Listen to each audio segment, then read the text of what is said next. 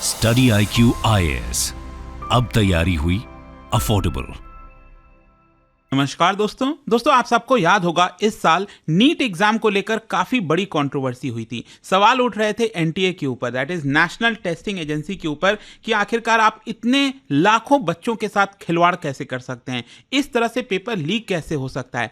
Finally मैं आपको बता दूं, गवर्नमेंट के द्वारा अपॉइंटेड एक पैनल के द्वारा जो प्रपोजल है वो दिया गया है। मोस्ट प्रॉब्ली ये इंप्लीमेंट कर दिया जाएगा। एंड देखिए, ये एक बहुत बड़ा बदलाव होगा, मतलब एक कह सकते हैं ना रेवोल्यूशनरी कदम होने वाला है, क्योंकि प्लानिंग ये चल रही है कि लोकसभा का जैसे चुनाव होता है, जैसे पूरा इलेक्शन प्रोसेस होता है, आपने देखा होगा अभी लोकसभा का चुनाव हुआ था, कुछ उसी प्रकार से जो एंट्रेंस के एग्जाम्स हैं वो कराए जाएंगे। आप देख सकते हो खबर, NEET CUET UGC NET like elections panel proposal poll style framework to boost transparency, और काफ़ी ज़रूरी भी है। एंड मैं आपको इस वीडियो में बताऊंगा कि क्या क्या किया जा रहा है, कैसे यहाँ पर ट्रांसपेरेंसी रहे, जो पेपर हैं वो लीक ना हो, उसके लिए सरकार क्या करने जा रही है। आपको काफ़ी कुछ जानने को मिलेगा। चलिए आगे बढ़ते हैं, लेकिन उससे पहले आप सबको बता दूं कि इस समय स्टडी IQ पर न्यू ईयर सेल चल रहा है, जिसमें आप एक्स्ट्रा डिस्काउंट ले सकते हैं किसी भी बैचेस में। जैसे कि यूपीएससी 2025 का जो प्रीलिम्स बैच है वो आप ले पाओगे। 2026-27 के लिए जो फाउंडेशन बैच है, जिसके अंदर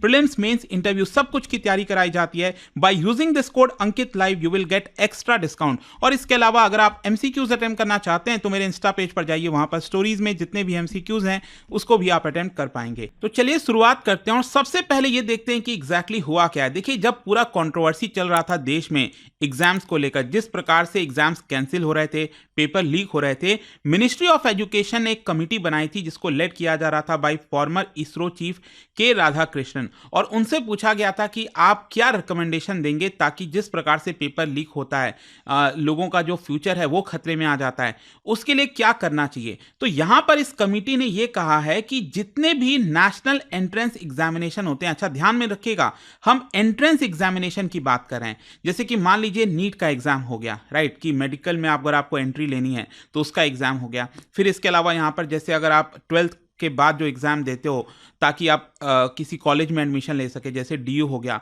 तो इस तरह के जो एंट्रेंस एग्जाम होते हैं सिर्फ उसकी चर्चा हो रही है। यहां पर जो कॉम्पिटिटिव एग्जाम्स होते हैं उसको इससे बाहर कर दिया गया है, मतलब वो NTA के अंदर नहीं आएगा। अब उसका जो एग्जाम है वो अलग तरीके से सेंट्रल एजेंसी या फिर स्टेट एजेंसीज के द्वारा कंडक्ट किया जाएगा। तो यहां पर देखिए ये बोला गया है कि ये जितने भी एंट्रेंस एग्जाम्स हैं वो NTA करेगा, नेशनल टेस्टिंग एजेंसी, जिस प्रकार से देश में जनरल इलेक्शंस होता है उसी प्रकार से। और ये कहीं ना कहीं किया जा रहा है ताकि देश में एग्जाम्स को लेकर ट्रांसपेरेंसी आए और जो ऑपरेशनल एफिशिएंसी है वो यहां पर बढ़ सके। और ये जो 7 मेंबर की एक्सपर्ट पैनल थी उसको जून में ही स्टैब्लिश किया गया था, जब पूरा क्रिटिसिज्म यहां पर चल रहा था नीट पेपर लीक को लेकर। और ये कमिटी ने फाइनली जो फाइंडिंग्स है वो मिनिस्ट्री ऑफ एजुकेशन को अक्टूबर में ही दे दी थी, लेकिन अब जाकर इसका जो रिकमेंडेशन है उसको डिस्क्लोज किया गया है। और यहां पर जो सबसे इंपॉर्टेंट सजेशन जो मैं आपको बता रहा था वो यही है कि central government of state government के साथ मिलकर और साथ ही साथ जो डिस्ट्रिक्ट एडमिनिस्ट्रेशन है उनके साथ मिलकर जिस प्रकार से इलेक्शंस कंडक्ट होता है उसी प्रकार से एग्जाम्स कंडक्ट किए जाएंगे। अब क्वेश्चन यह है कि ऐसे कैसे हो सकता है, मतलब ऐसे कैसे इसको इलेक्शन से जोड़कर देखा जा रहा है, आपके मन में सवाल आएगा। तो देखो मैं आपको बताता हूं कैसे। यहां पर कमिटी ने रेकमेंड किया है कि एक प्रिसाइडिंग ऑफिसर को अपॉइंट किया जाएगा। आपको पता ही होगा कि लोकसभा का चुनाव या फिर किसी भी राज्य का जब चुनाव आता है तो यहां पर एक प्रिसाइडिंग ऑफिसर होते हैं, मोस्ट प्रॉब्ली या तो SDM होते हैं या फिर जो DM है डिस्ट्रिक्ट मजिस्ट्रेट वो होते हैं। उनके अंडर में जितने भी बूथ्स आते हैं उसकी पूरी निगरानी उन्हीं के अंडर में रहती है। सेम उसी प्रकार से अब बोला गया है कि हर एक टेस्टिंग सेंटर के लिए जहां पर बच्चा एग्जाम देने जा रहा है वो सेंटर के लिए एक यहां पर प्रिसाइडिंग ऑफिसर अपॉइंट किया जाएगा from NTA, national testing agency के द्वारा। और देखो ये इंपॉर्टेंट इसलिए हो जाता है क्योंकि उसकी जिम्मेदारी बनेगी, क्योंकि यहां पर तो क्या है ना, पेपर लीक हो गया, किसी को कुछ पता ही नहीं है किसके ऊपर ब्लेम करना है, कौन इसका जिम्मेदार है। यहां पर एक फाइनल जो है हम कह सकते हैं कि एक पर्सन होगा जिसके ऊपर पूरी जिम्मेदारी होगी कि सब कुछ अच्छे से चल सके। तो presiding officer will be the overall authority at the exam centre, जिस प्रकार से इलेक्शंस ऑफिशियल्स इलेक्शंस कंडक्ट करते हैं देश के अंदर।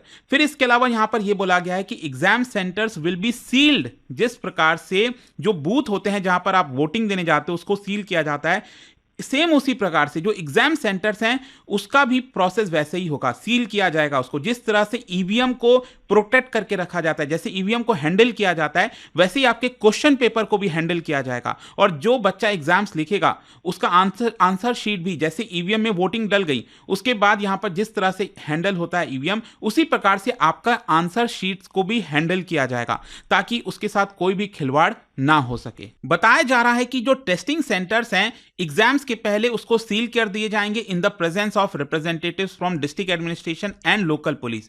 और ये जो सेंटर्स हैं वो लगातार निगरानी में रखे जाएंगे। सीसीटीवी कैमरास होगा वहां पर, लोकल एडमिनिस्ट्रेशन पुलिस ऑफिशियल्स होंगे जो सेंटर की निगरानी करते रहेंगे। जैसे सेम लाइक मैं आपको बता रहा था ना, ईवीएम जो स्ट्रांग रूम्स होते हैं जहां पर ईवीएम रखा जाता है, सेम उसी प्रकार से। अब देखिए यहां पर इंपॉर्टेंट क्या है आपको समझना है।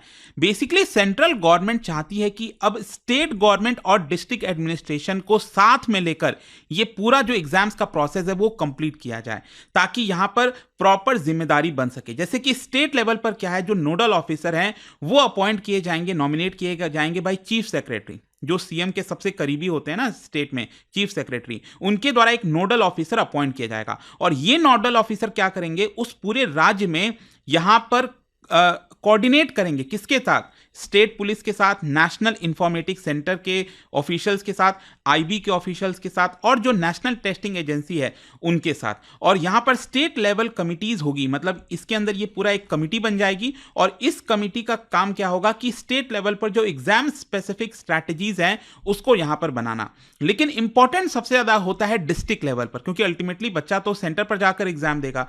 तो डिस्ट्रिक्ट लेवल पर जो मेन जिम्मेदारी होगी वो होगा डिस्ट्रिक्ट मजिस्ट्रेट का। जैसे इलेक्शंस के समय भी डीएम की सबसे बड़ी जिम्मेदारी होती है। तो यहां पर डिस्ट्रिक्ट कमेटी के अंदर कौन होंगे, डिस्ट्रिक्ट पुलिस चीफ होंगे, एनटीए नोडल ऑफिसर होंगे, आईबी ऑफिसर्स होंगे, एनआईसी रिप्रेजेंटेटिव्स होंगे। और ये जो कमेटी है देखिए इसकी जिम्मेदारी क्या होगी, उस पर्टिकुलर डिस्ट्रिक्ट में कौन से सेंटर पर एग्जाम्स कंडक्ट करना है।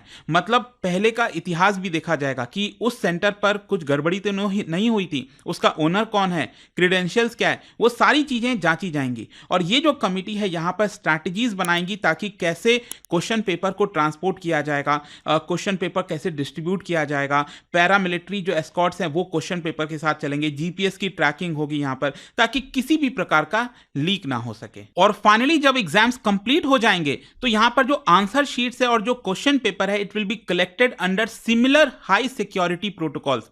जैसे यहां पर आपका इलेक्शंस के समय होता है, ईवीएम को वापस से बूथ से उठाकर रखा जाता है ताकि उसकी वोटों की काउंटिंग हो सके, सेम उसी प्रकार से क्वेश्चन पेपर और आंसर शीट्स को भी बाद में हैंडल किया जाएगा। अब देखिए यहां पर एक और इंटरेस्टिंग चीज बोला जा रहा है, डीजी यात्रा जैसा सिक्योरिटी लाने की कोशिश की जाएगी। डीजी यात्रा आपको पता ही होगा, एयरपोर्ट पे आजकल काफी चल रहा है कि एयरपोर्ट पे जैसे आपको पहले आईडी दिखाना है, कुछ कुछ चीजें करनी है। लेकिन अगर आप डीजी यात्रा ऐप डाउनलोड कर लो पहले ही एयरपोर्ट जाने से पहले अपने मोबाइल में, और आपका वो फेस कैमरा, वो मैंने भी यूज़ किया हुआ है, बहुत ही अच्छा चीज़ है।